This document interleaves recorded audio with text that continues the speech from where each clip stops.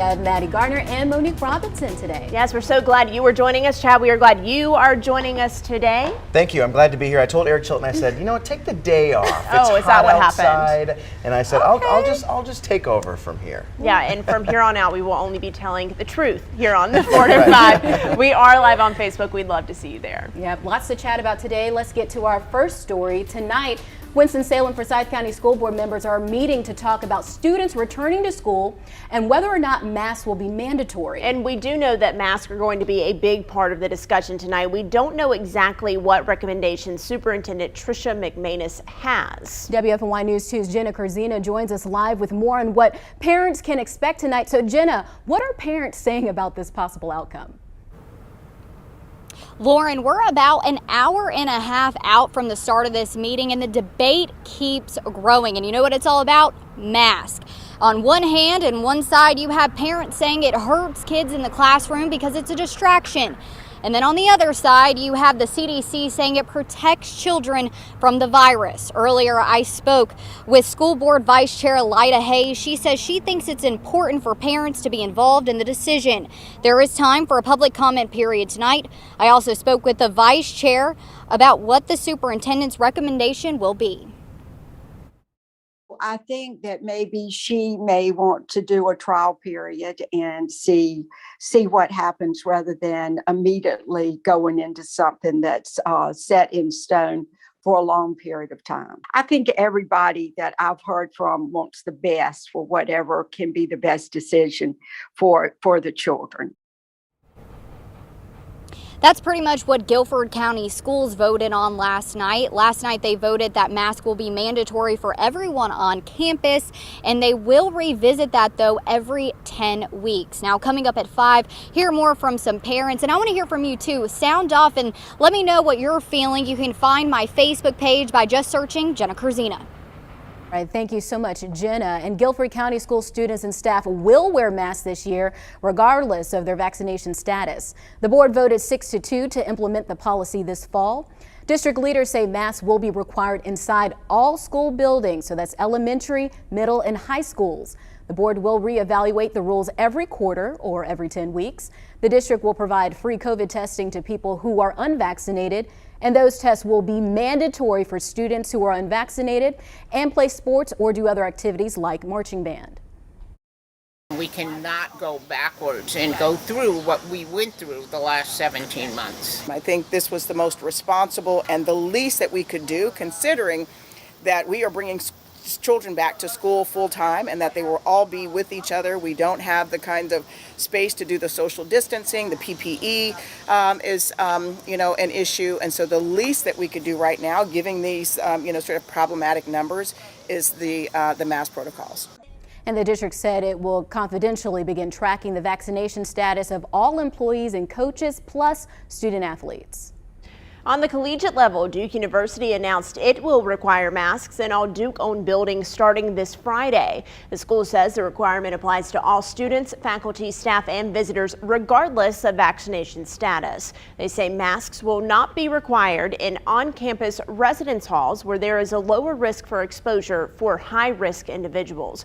Remember, Duke is one of the private universities in North Carolina that is requiring students to get a COVID-19 vaccine. Some private universities right here in the TRIAD that are requiring students to get the shot include Wake Forest University. They say they will remove students who do not get vaccinated. Elon University and Bennett College are also making vaccines mandatory for students. And Dr. Yulia Van says the fast spread of the Delta variant shows the need to get a COVID vaccine. Dr. Van said the Delta variant is 66% more infectious than the Alpha variant. And she explained one person infected with the Delta variant could spread the virus to 7 or 8 other people alone. Guilford County is seeing more cases in younger people with this strain and in the unvaccinated. Dr. Van added there are some breakthrough cases, but those are mild, which provide the vaccines are working as they should. Delta is also causing some vaccine breakthrough infections, meaning that infections in fully vaccinated people, they can also happen, and this is happening more with this particular strain than it has been with previous ones. But even so, most breakthrough infections are mild. Vaccines are working as they should. They are preventing severe illness, hospitalizations, and death. Forsyth County's Health Director Joshua Swift says 94% of our state's cases are people who do not have a vaccine. Swift agreed with the CDC's decision on masking even if you're vaccinated because our trends are starting to go in the wrong direction. I don't think we would be here if we were at 75% of our population was partially or fully vaccinated. I think we hit that brick wall in early April. And it just was so slow. And the way that these variants are, we've all seen the not memes, but the videos and displays of how herd immunity works, or how, you have to have enough people vaccinated to stop it. Swift tells people who are hesitant to get vaccinated to consider how COVID could change their lives if they choose not to get a shot. Think about how this could disrupt your life, how it could disrupt school this fall if you're having, whole classes almost have to be quarantined. And at the rate we are going, Swift worries that some businesses could even send their employees back home to work remotely. He says Forsyth County is seeing a better turnout for the vaccine after they started handing out gift cards. But he explained that the state's vaccine lottery did not generate as big of a turnout as leaders were hoping for. We are not doing so well here in the Triad. We fall under the CDC's recommendation of starting to wear masks again indoors, even if you are fully vaccinated. Guilford, Forsyth, Davidson, Randolph, and several other Triad counties, as you can see, are marked with substantial to high spread of the virus. The head of the CDC said the agency is making changes because of the possibility of vaccinated people getting infected with the Delta variant. It is important to remember these are just recommendations from the federal agency. We still follow the state guidance that currently allows fully vaccinated people to go without their masks. Our state's new coronavirus cases saw a significant jump today. The state says it learned of 2,633 new cases in the past 24 hours. It's 1,000 more than yesterday and the highest number we have seen in 5 months. The last time we saw a number this high was February 27th. I know I've been sounding like a broken record lately, but our numbers have been getting a lot worse. It's alarming to think this metric was looking pretty good in the 200s just a month ago. Today's number is 13 times higher than that. All North Carolina Department of Health and Human Services employees and volunteers will be required to get vaccinated. This requirement reaches all state-funded facilities. Staff have until September 30th to be fully vaccinated. Right now, the department says 75% of its staff are already vaccinated. The only exemptions are for medical or religious reasons. Vaccine requirements for healthcare staff are causing uproar in the Triad. Last week, Cone Health, Navant Health, and Wake Forest Baptist announced they will require all staff to be fully vaccinated. The Triad Hospital healthcare systems joined 3 other North Carolina facilities making this decision. There are different time frames for when employees need to be vaccinated in the different systems, and we have all of those details and that information on our website. I've said it. You've probably said it. We've all said it. It's hot outside. I'm right in the heart of the elements. Luckily, I have this tree here kind of blocking the sun a bit, but it's definitely baking us across the entire Triad. Everyone's seeing the 90s, feeling the 90s, and the dew points making for uncomfortable conditions as well. Now, these temperature reads are just showing you what it would be like if you had a thermometer. But when we factor in the dew point, this one of which is 66-degree dew point, this allows for that humidity to also make it feel even warmer. So here's a look at those feels like temperatures, slightly warmer than those temperature reads. But take a look, 98 in Burlington, folks in Raleigh at 102. It feels ugly out here, just nasty, sticky. Now, when we're talking about shower and storm activity, not much of a threat as we go in through tonight. Much of the storm activity has shifted well to our south and east. Here at home, we're staying dry. But as we go throughout the course of this weekend and start to next week, I'm tracking some potential rainmakers, especially next week, which means that will help to cool us down. So that forecast does include some 80s. I'll have all details on it coming up soon.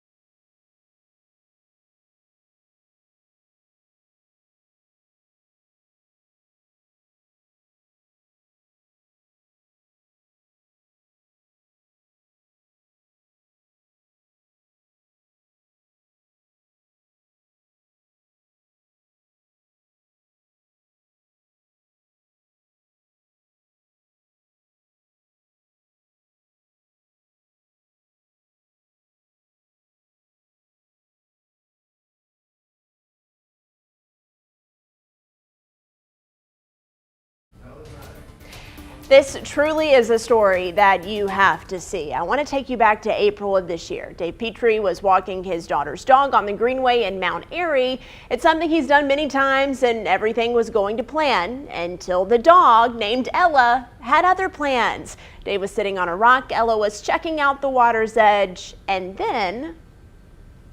And all of a sudden I heard a splash, and there she was in the water trying, she was on her leash. I had her on a leash and she had a harness on.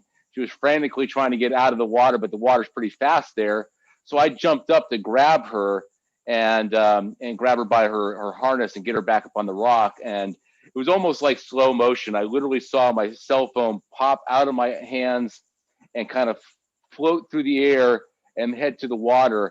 And obviously I was more concerned about the dog than my phone. And I got Ella out of the water and watched the phone just kind of drop into the water.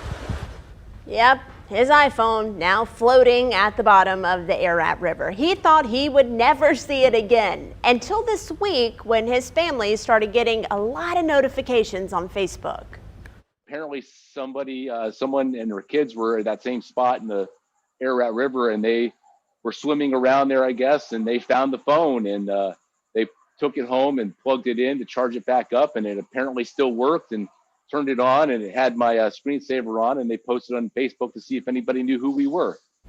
So Dave got in touch with the family who found his phone, and after he gets back from vacation, he's going to meet up to get it. He says this is a comical but beautiful story about living in Surry County, where neighbors go out of their way to help one another. So I asked him, what kind of phone is this? What kind of case did you have on it? Because it was underwater for 3 months. And he said it was an iPhone 11. See? And they were advertised as waterproof. He said he thought that just meant splash proof. But apparently, in this case.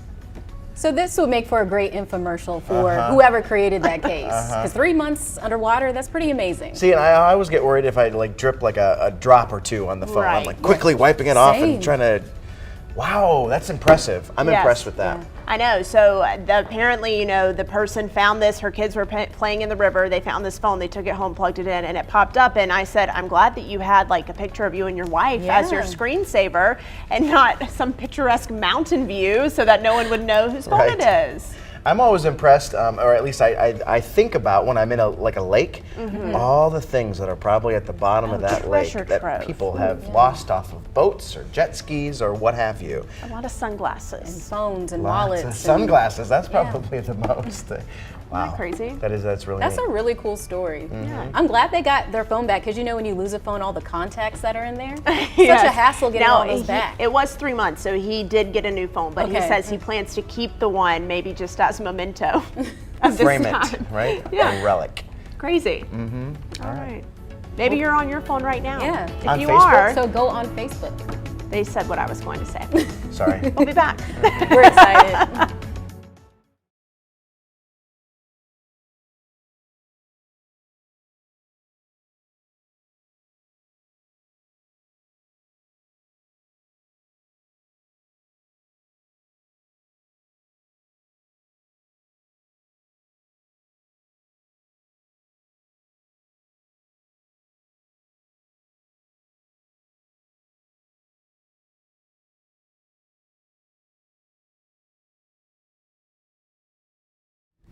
Months.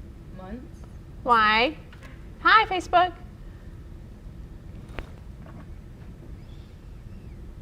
Oh, yes. It was 3 months underwater at the bottom of the AIRY River. 3 months.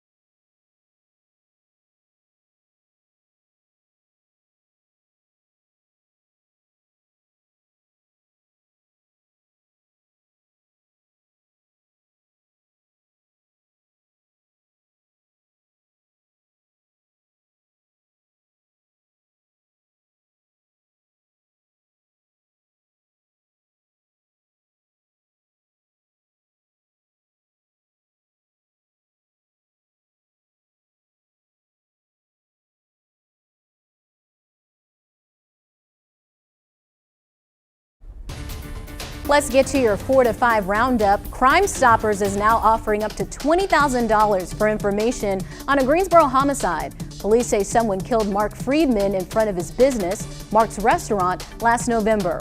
The 61-year-old was found suffering from a fatal gunshot wound after being assaulted on election night.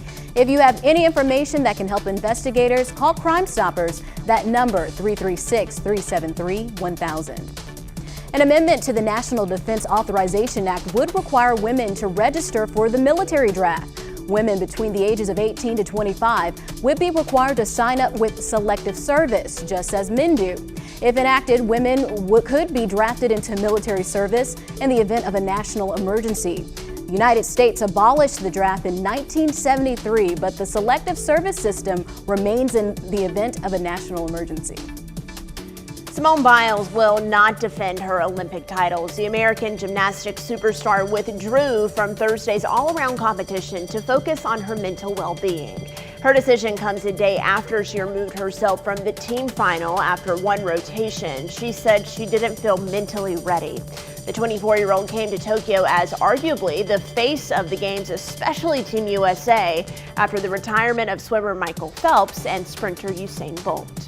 And Eden's first microbrewery opens today. Reynolds Brewery is located in the Fieldcrest Mills Waterworks building on West Meadow Road. The new spot will offer craft beer, wine, and a brick oven pizza. There is also a stage for performances and a deck for outdoor seating. The 4 to 5 is coming right back.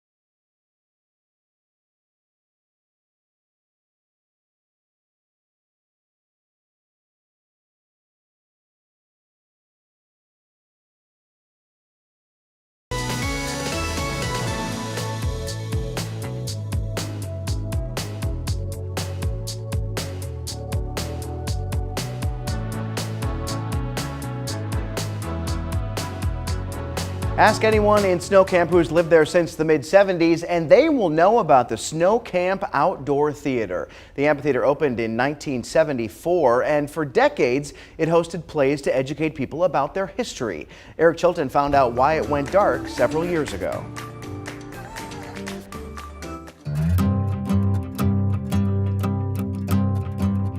So Tammy, I grew up, I was a theater kid growing up. I loved these stories, but this was something that was done for years in the snow camp area, and then it went away. But give us a little history on this. So Snow Camp was started by the Quaker community in Snow Camp, and they wanted to tell their story about their role in the Revolutionary War, and then later on their role in the Underground Railroad. And so they created this beautiful amphitheater. At the time, the Army Corps of Engineers came out and helped dig it out and get it ready, and it was this massive undertaking by hundreds of people out there. And you said this was going on, they were presenting these plays for decades, correct? Decades. It started in 1974. Their goal was to start it for the centennial. That was kind of their motivation and their timing there. So then what happened, because they stopped several years ago doing these plays? What happened? So James Wilson, who was the heart and soul of Snow Camp, he passed away. And so lots of people tried to keep it alive and keep his vision alive. And they, good things happened out there, but they were unable to sustain it. So now what's the effort to get this thing back to where it was and get these plays front and center again? Studio One, the organization that I'm the executive director for, is coming in, and we are partnering with the good people out at Snow Camp, and we are working first and foremost on the infrastructure. There's a lot that has to happen on the infrastructure. We hope to do a festival of lights at Christmas time to show off what we've done so far and what we're capable of doing, and bring some creativity back to the space. And we hope to have the box office up and the gift shop up and the theater up by then, to have some fun selfie spots and musical performances and food trucks and some fun things at Christmas. And we'll do a couple other small events, but our goal is to have a soft opening next summer. Well, best of luck to you. I think that's great. And as a theater buff, we support you. Thanks so much. Thank you. There's just something special about an outdoor theater and seeing a performance outdoors on one of those amphitheaters. I remember when I was a kid, I took part in summer school, probably elementary school, so I don't even remember what the plays were, but I was part of an outdoor theater troupe, if you will. I'm sure it was terrible. What were you? The tree? I know, I honestly don't even remember, but I did have speaking lines, so I wasn't just a tree. Like the swing tree. I was a pumpkin in Cinderella, and I don't think I had any speaking lines. But this is like the true roots of theater. When people would travel from town to town, theater troupes, and perform shows in outdoor venues. So I like this. Yeah, town to town, this will definitely attract a lot of people to the area. And what a cool way to learn about the history there. Those costumes look so real. It just looked like a great time. I'm glad that you brought up Cinderella, because I was part of a Cinderella show when I was in 8th grade. I was, believe it or not, Prince Charming. I can see that. Chad is a great looking guy. I can see you being Prince Charming. It was quite the experience, and fortunately there are VHS tapes that still exist with the play on it. And soon we will remaster those and bring it to you right here on the 4 to 5. Sounds like a future My Two Cents. We'll see about that. All We'll be right back. Nope, let's check in with the weather. Oh, sorry. Well, the heat hasn't been just the talk of the town here in the Triad or even North Carolina. I mean, much of the central U.S. has been also talking about the heat. Take a look at these numbers, zooming a little bit closer to South Dakota, 106 degrees in Phillips, South Dakota. The average high is 91. The question is, well, why has it been feeling like that? Well, this ridge in the upper air, this sort of circulation wind pattern, has been drawing in tropical moisture and heat, and then also even bringing it here to the Carolinas. And that's why we're going to be feeling it over the next couple of days. As this weather pattern changes, that's when we'll start to see some relief here from these very, very hot temperatures. I mean, August is kind of teasing ahead of itself. We're not quite there yet, but we're already feeling those very hot numbers. So here's a look at the trends of the feels like temperatures, not the temperature reads, but what it will feel like heading out the door over the next couple of days. Hot and humid. More details on the 7-day coming up.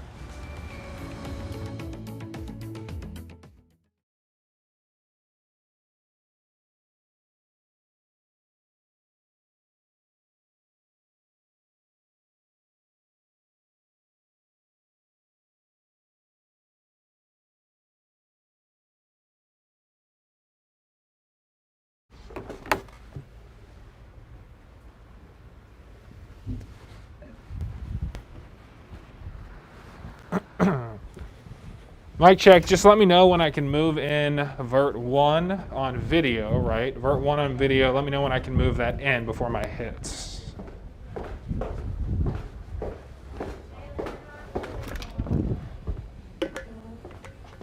Woo. We're gonna have to move that, mic check 1, 2, we're gonna have to move this table just a smidge, not much, or is it fine? Is it not even?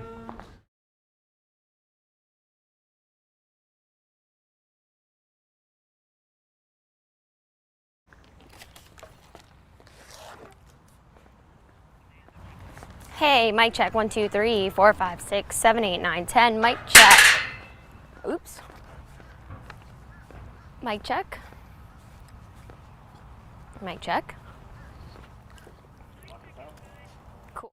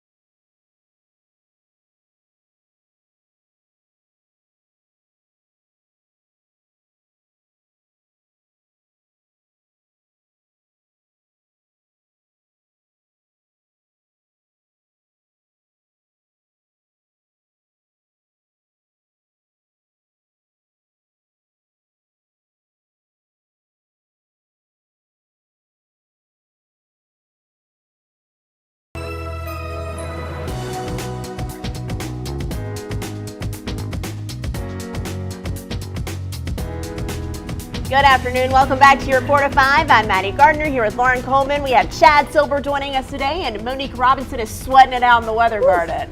How's it going out there, Monique? Well, actually, I'm gonna be honest with you guys. I was like, I'm a little moist under here, so I'm gonna get back in that AC soon, I hope. Let's let Monique go back inside. Monique, why don't you come in? We are on Facebook. Yeah. Are you guys on Facebook? I have been on Facebook All talking right. to the people. Good. Talk to the people. We I want to will. hear from you. All right, we have a lot of news to get to today, so let's jump right into it with your 4 to 5 roundup. The trial for a TRIAD pastor began in Alamance County today. Civil rights attorney Ben Crump is representing Reverend Greg DRUMWRIGHT on charges filed against him after the October 31st March to the Polls event. The march in Graham ended when police pepper sprayed and arrested protesters, including DRUMWRIGHT. The day led to federal lawsuits where many of the plaintiffs settled their cases with the city and the county, but DRUMWRIGHT chose not to settle and is staying the course of his lawsuit. Sad news to report here. A MOCKSVILLE teenager is dead after a car crash on the Blue Ridge Parkway in Asheville. 18-year-old Alexis Bolduc was the passenger in a one-car accident. The National Park Service says she died from her injuries. The driver of the car was taken to the hospital with minor injuries. NPS says the car went off of the road and landed on a guardrail. The cause of the crash, though, is not known at this time. Senate Republicans reached a deal with Democrats over major outstanding issues and a $1 trillion infrastructure package. President Joe Biden says he feels confident about the agreement. For days, senators and the White House have worked to salvage the bipartisan deal, which is a key part of President Biden's agenda. The outcome will set the stage for the next debate over the president's much more ambitious $3.5 trillion spending package. And President Biden says he is considering a mandate for all federal employees to be vaccinated against COVID-19. This comes as the administration struggles to combat the spread of the Delta variant and the increasing pace of vaccinations. Until now, the administration has shied away from the idea of a vaccine mandate, but on Thursday, the president is expected to announce new mask guidance for federal employees. The federal government employs nearly 2.2 million workers. Alamance County courthouses are requiring everyone to wear face coverings in courtrooms and common areas once again. The decision follows the CDC's announcement yesterday that some counties should return to face covering use no matter a person's vaccine status. Everyone will wear masks in offices and workspaces in courthouses. This change goes into effect immediately, but does not apply to any ongoing jury trials already in process. You know what that sound means? The Carolina Panthers, the end of July is upon us, which means the start of training camp back at Wofford College, and the best part of all, the fans back in attendance, getting a head start with a look at this year's team and what to expect, just like our very own Amanda Ferguson, who was down at Spartanburg for day one of camp. And Amanda, pretty great feeling to be talking some Panthers football, huh? Luke, it all starts today. The Carolina Panthers are back at training camp here at Wofford College. Now, this is something they did not get to do last year because of the pandemic. They were forced to change camp up and stay inside Bank of America Stadium. The first practice getting underway at 8:30 this morning. The team is young with also a lot of new pieces, including quarterback Sam Darnold. It's a real chance for these guys to get to know each other. Coach Rule tells us his thoughts after day one. Guys look good. They're moving around. Guys know what to do. So I mean, we're not a really competitive team on the first and second day. As we put pads on, there'll be a little bit more tomorrow. We're really trying to ramp up this first week. So when we hit pads next week, we're able to go and not have to think. Players and coaches weren't the only ones out here early. Fans are back. This is Donnie Holland's second training camp. He says he was heartbroken there wasn't a camp here last year. He lives only about 40 minutes away, but still woke up so early to come and see his team. 6:15, we're in the shower. When I go to bed, we got to get on the road. It was like a kid. I was just super excited. It was a great ride up here, just relax and get to enjoy. We got here at 8:15. Wow, I'm stoked. And that's also the feeling of some of these players, just feeling like a kid coming back. Also, a lot of these fans were expecting to see Sam Darnold. That's a big question mark here at camp, and they got to see him today. Speaking of, there's so many players that a lot of fans are keeping their eye on as camp starts. We have McCaffrey, several rookies, DJ Moore. The list really just goes on and on. So first day camp for you, what or who caught your eye on day one? Well, like most of the fans, I was excited to see Sam Darnold and what he brings to this team, but it is too early to tell if he is the answer for the Carolina Panthers. I also made sure to check out Christian McCaffrey since this is the first time we're seeing him after his injury, and he looks like Christian McCaffrey, so that's a really good thing for us. I also made sure to check out J.C. Horn, the Carolina Panthers' first-round draft pick. Saw him do some drills with Dante Jackson, and he looks pretty good out there. I absolutely love to hear that. Amanda, thank you. And keep it here on WFMI News 2 as we have much more training camp coverage coming your way on your official home of the Carolina Panthers. And the Winston-Salem Open announced the playing field for this year's tournament. Highlighting the field of players are ATP stars Steve Johnson, Marin Cilic, Nick Kyrgios, and Frances Tiafoe, and 2015 Winston-Salem Open champ Kevin Anderson. The tournament, scheduled for August 21st through the 28th, will be held at the Wake Forest Tennis Complex across from Truist Field. We've been talking about the heat, and especially if you plan to do any outdoor exercises, especially at that training camp, make sure to stay hydrated, especially today as well as tomorrow, and honestly throughout the entirety of the summer. It's very important that you stay hydrated so you can avoid any heat-related illnesses. But I've been talking about the mugginess, I've been talking about the heat, but I'm going to be breaking down the fork. Oh, we have a creepy crawler on our sky cam in Greensboro joining us for this live hit. But hot and muggy conditions continuing. Oh, it keeps joining us back for tomorrow, and then low storm chances through the weekend. Now starting next week, greater storm chances, cooler conditions, less humid. It's looking good for the outlook. Here's the setup. Hot and humid today. We already know that. But the cold front, it's kind of a weak boundary, but this cold front that's going to be moving through Friday, Saturday time frame, increasing chances for your Saturday, Sunday. But then there's another one that comes just behind it to start this week, and that's really going to cool us down. I know I haven't showed you the 7-day yet,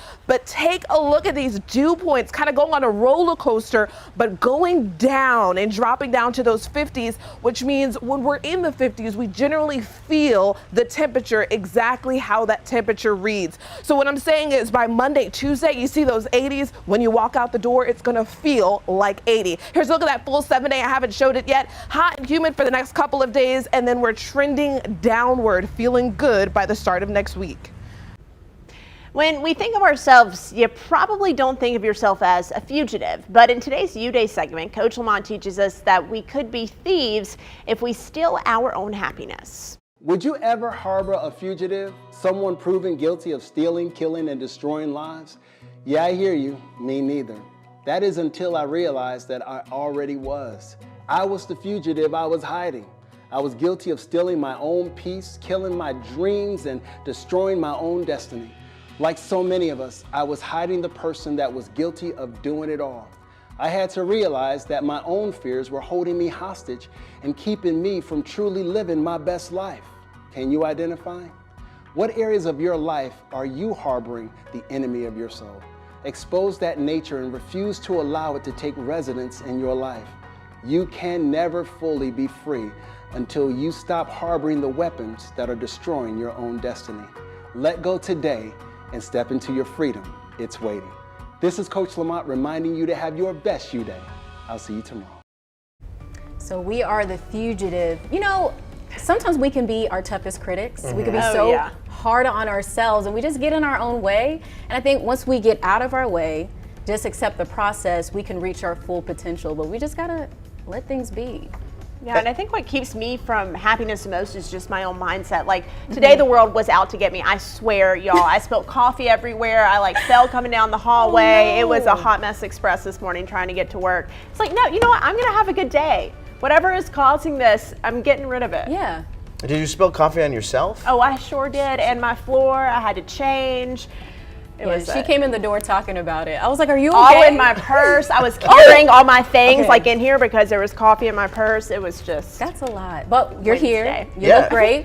So. And you're happy. Yeah. You haven't held your happiness hostage. I did not harbor that fugitive. Yes. That's Told her to good. get out. That's good. Does your fugitive have a name? No, not yet.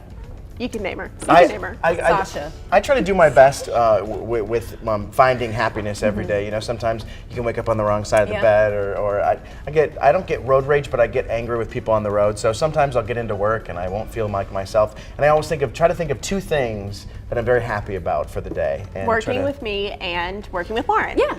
And That's what you thought about today when you double drove in. happiness today. Wow. Thank you both for that. Oh, the cheese is getting spread on thick today. I heard you guys. Do you have any chips to dip it in? Yeah, crackers for me. All right. We'll be right back. You can toss to break. Thank you. Mm-hmm. Oh, we're going to break.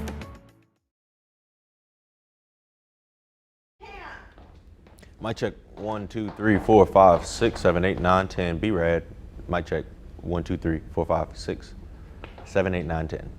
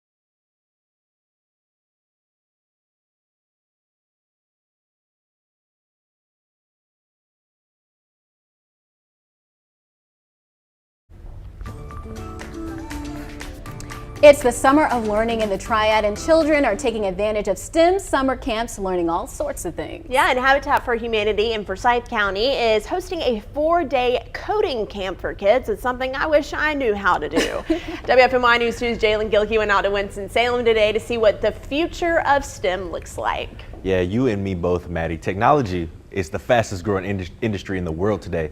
That's why the team at Habitat for Humanity of Forsyth County is doing what they can to give our kids a head start on their future. Rock, paper, scissors, shoot. Paper. So he cut both of us. A lot of times kids are asked what do they want to be when they grow up, and that is limited to what they know around them. Habitat for Humanity Forsyth County is hosting a coding camp this week. The goal is to expose as many kids to the STEM field as possible. So this is to open up their thinking to the possibilities. Who knows, just by taking a coding class, they may become so interested in it that they end up being an engineer or a scientist. Willette Mosby Reynolds is the Youth Empowerment Program Director at the Habitat Humanity for Forsyth County. She hopes to inspire the youth, just like her niece Zaria Williamson. The coding camp is actually really inspirational.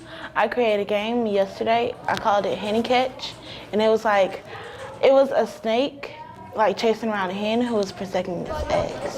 It's critical thinking, it's logical thinking, it's problem solving, it's creativity. So it's not just fun and games, it's fun learning.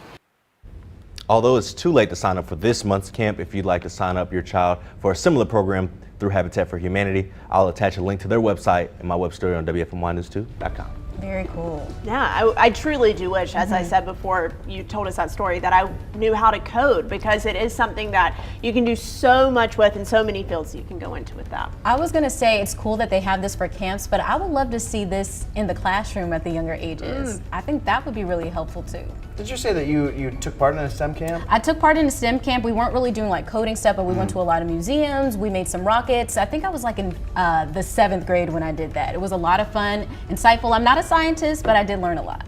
And, go ahead, I was just going to say, I didn't get to go to any of those kind of I went to Bible camp. I did that Me too. But, Vacation Bible School. Well, that will also take you far. Yeah. Yes, It absolutely, will. absolutely. But it won't teach me how to code. I'll tell you that. And me as a Aggie alum, and a lot of my friends are engineers and STEM based, I just wish I could have jumped on that bandwagon, because taking these classes, this type of exposure leads to the future of web design, software engineering, a whole bunch of just great careers that are in these kids' future. Talking about web design, I'm not trying to brag, but I could code my MySpace MySpace page. yes. Y'all remember when you is. had to type in the code to get the backgrounds and the music? I would spend all day with the backgrounds. What was it, your top 8? Your top 8. 5? Yeah. It depends. You can adjust it. You can have 32 if you wanted to. I left Tom in my top 8. Always Tom. Yeah. That was, Tom is everybody's friend. some people might be too young for that. Maybe. Well, elementary students are participating in STEM classes all across the Triad, including this STEAM class at Grover Elementary School. They launched their own model rockets this week. How cool is that? Students are learning about force, motion, distance, and more.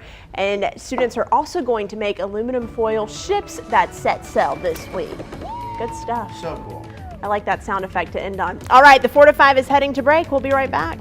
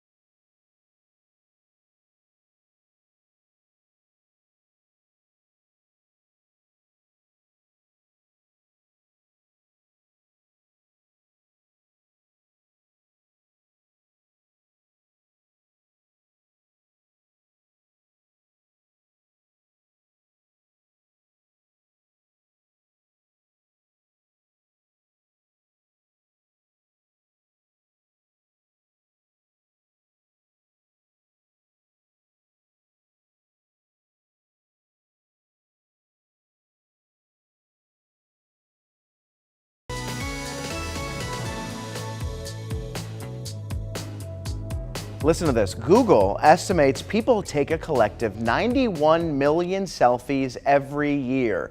Actually, sounds kind of low. One local woman's creation is giving people a selfie experience like no other.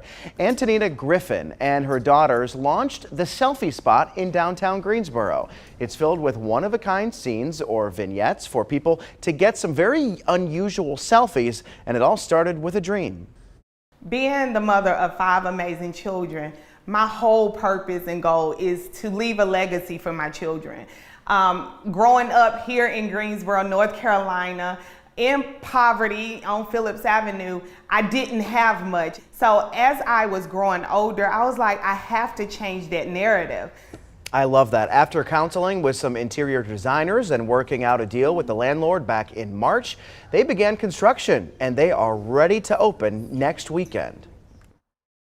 Being that we live in a social media type world, this is a place where content creators can come and get content. Kids can come and do TikToks. I don't care if it's just somebody just posing for the gram. This is a place for you to feel safe. This is a place for you to have fun. And this is a place for you to believe in your selfie. Believe in your selfie. I love that. We've got more information about the Selfie Spot on our website. Oh, I love Such that. a cool idea. Yeah, that's amazing. And I love that they have the tripod and ring light in every little vignette because that is important. And the right lighting too. Did you see all that? You guys talking about the lighting and the spots, but the first thing they said was, wow, look at how pretty they are. Their makeup looks great. Yeah, they are selfie ready. Yeah, their makeup was popping. I was noticing that as well. I was like, ooh, that eyeshadow looked really good. I was like, let me look in a little closer. So maybe you don't even need a spot. You just need the right look. Yeah, maybe. No, you need the lighting. You need the Oh, lighting. okay. All right. Lighting is You very need important. The lighting. And the Get your angles, ring all light. of that. Get your ring light Gotta ready. All right, well, this one's tough. For 5 years, I have shared your news, and now I have some to share of my own. I am excited to announce here on the 4 to 5 that I have accepted a new position in our company, and soon I'll be moving to Connecticut to work for our sister station in Hartford. So as you know, North Carolina it will always be my home. I was born and raised right up the road in Mount Airy, spent a lot of time training as a competitive cheerleader in Kernersville, became a Tar Heel at UNC in Chapel Hill, and then Greensboro welcomed me as one of their own when I started here at News 2. This state will always be a part of me. It's what makes it so hard to say goodbye, but it's also what's making it possible to move forward. So I wanted you guys to be some of the first people to know my 4 to 5 family. Friday will be my last day. We have a few more days together. I'm having a hard time catching my breath because this is home to me. Right. We were talking earlier, this will be the first time that you've lived outside of North Carolina. It will be, yeah. And how are you feeling about it? I'm really excited for what's coming. Like I said, North Carolina is what's making it possible for me to move forward because I grew up here. I learned here. You guys have supported me here. It will always be my springboard, and it's always a place where I can come back. It's been great getting to know you. You're very talented, and I just know you're going to be so successful in whatever it is that you do, and it's been a pleasure working with you. No, thanks. Yeah, I see a good movie coming out of this, Jalen. And I just wanted you to know, Maddie, I'm super sad. I'm probably the saddest out of everybody, just because you are my true good friend. We've been friends since I started here. You were probably my first friend here. So I just want to thank you for everything you've taught me, and I'm just so proud of you and just so happy for you. So good luck out there in Connecticut. I hope you got a real big jacket. Go shine bright. Go shine bright like the ray of sunshine that you are. Go do great things, Maddie. Ever since I've met you, I've heard of great things, and I plan nothing else for the best for you. I expect to see nothing more. Sweet, and I appreciate all of the comments on Facebook and on social media. Like I said, it's not my last day yet. You still got to deal with me until Friday, especially you, Chad. So this is happy news, and I'm excited to share it with you guys, my family. We are happy for Congratulations, Maddie. I got 2 more days to try not to cry. This is not good. Jalen, we'll be right back.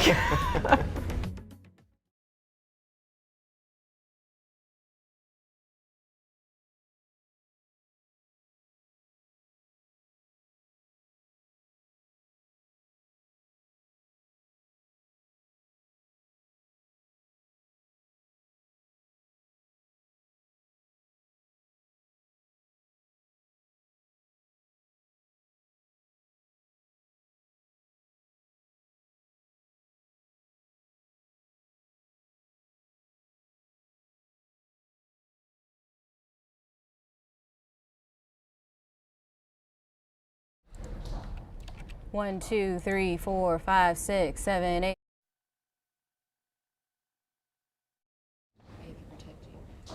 Hey there, Oklahoma. Hi, Callie. They were already considering.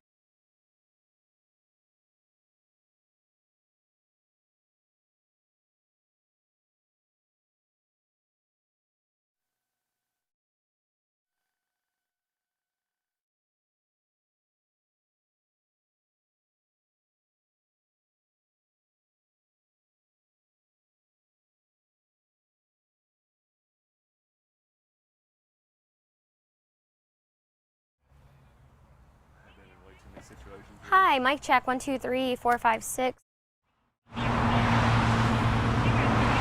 Hey, mic check. Just a heads up, I'm just gonna ad-lib my tag a little bit, switch it up.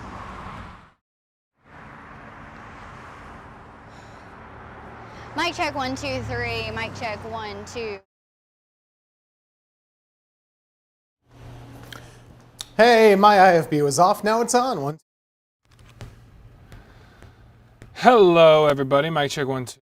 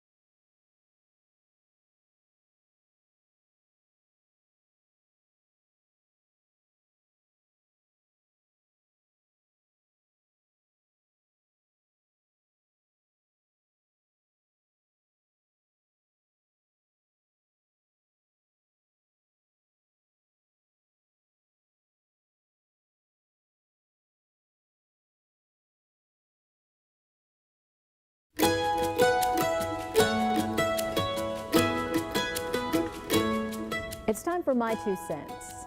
The past year and a half has certainly been a roller coaster. With businesses closing and opening, schools transitioning to remote learning, and then back to in-person, it's been a lot, and at times, it's also been confusing. Just yesterday, the CDC released new recommendations for mask wearing. In light of new data, the CDC is recommending some vaccinated individuals wear masks indoors in spaces of high COVID-19 transmission. This past May, the agency said fully vaccinated individuals did not need to wear masks indoors.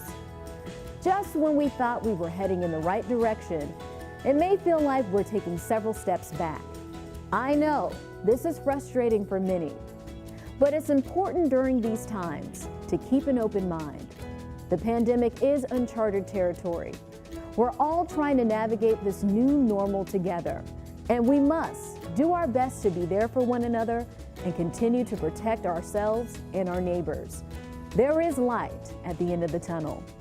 So remember, wear a mask, wash your hands, and watch your distance. That's my 2 cents. That's your 4 to 5. WFNY News 2 at 5 starts now.